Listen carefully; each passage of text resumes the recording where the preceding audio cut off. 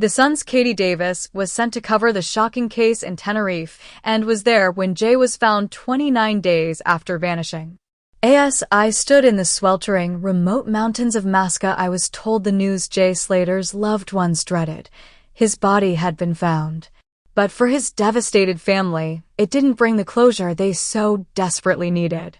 Now, almost a year on, his grief-stricken mum, dad, and brother have been subjected to yet more torment as an inquest into his death dredged up painful details of his disappearance, while lacking any actual answers.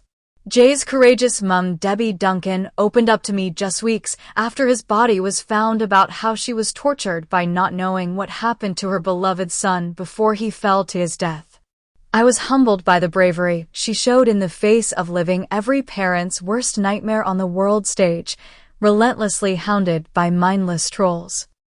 Spineless witnesses failing to turn up to the hearing to provide crucial information is a kick in the teeth for Debbie and Jay's already suffering family.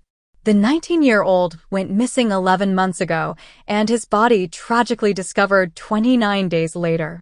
So why, after all these months, has the court failed to bring together vital witnesses, including the two friends he was on holiday with? After months and months of battling through their grief, the last thing Jay's family needed was to face a farce of a hearing without the necessary witnesses. Please subscribe to my YouTube channel. Jay's disappearance and death remain largely cloaked in mystery, and glaring gaps in his final movements need to be filled. Was a Rolex really stolen? Why did Jay leave the Airbnb? Why did he walk the wrong way? Why didn't he charge his phone? In more than a decade of reporting, I have never covered a case with as many twists and turns. Jay's disappearance rapidly became a national obsession as cynical, clueless armchair detectives spent every waking minute shamelessly peddling wild conspiracy theories on countless social media pages. Pathetic arguments from idiotic ghouls that they were just trying to fill the gaps in a mystery was a disgraceful attempt at justifying their exploitation of a tragedy. Their indefensible posting clearly served no purpose, as we are still no closer to finding out what really happened to Jay in his final moments.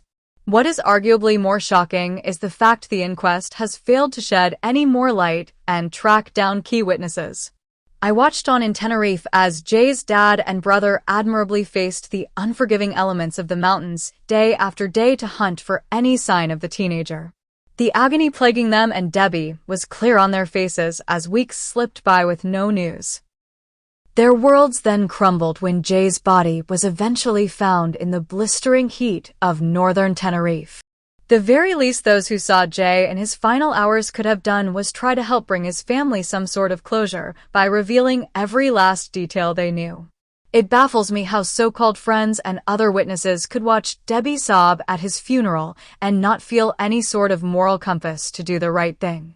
Lucy, who Jay made a final heartbreaking call to before falling to his death, is on holiday in Tenerife, and her family had no idea she was being looked for. When I met with Debbie last summer, she rightfully said she wanted answers from the two men who took Jay back to their Airbnb in the remote mountainous village of Masca. Please subscribe to my YouTube channel. She fought back tears as she told how she could not get her head around why Jay went with them to the whitewashed apartment more than an hour's drive away. These two British men, one of them convicted drug dealer Ayub Qasim, have steered clear of his inquest and making any contact with Jay's family. Ridiculously, Qasim attempted to tell sleuths to have a bit of respect when he recorded a live stream on Instagram while failing to show any himself. Jay's distressed mum in court rightfully begged for the pair to be brought into the hearing so they can finally reveal what actually happened at the Airbnb and why the teenager left. While reporting on Jay's heartbreaking case, it was a storm to get to the truth as endless theories and pieces of information circulated online. This failed hearing has reopened those wounds for the family and has no doubt reignited keyboard-bashing wannabe sleuths rather than bringing Jay's family the closure they deserve. Qasim and his friend Stephen Rakhar know exactly what happened at that Airbnb. They know why Jay left. To my mind, this inquest must surely have served only to cause more pain to Jay's poor family. After Jay's loved ones were dragged through hours of pain today, the coroner decided to adjourn the inquest. Why they scheduled it in the first place without tracing witnesses will have inflicted needless heartache on Jay's family, who will now have to return to court in however many months. If witnesses have any shred of decency, they will be there. Subscribe the channel to get such videos.